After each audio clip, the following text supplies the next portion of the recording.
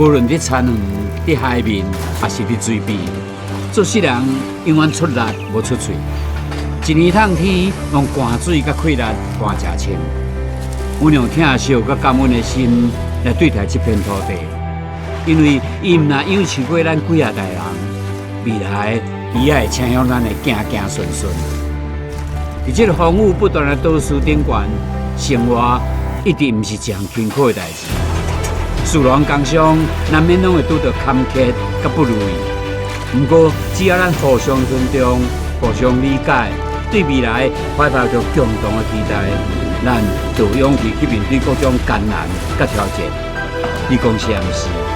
趁年底烧药喘，明年的气力即马先传后边。新年恭喜，平安顺心，好运大吉。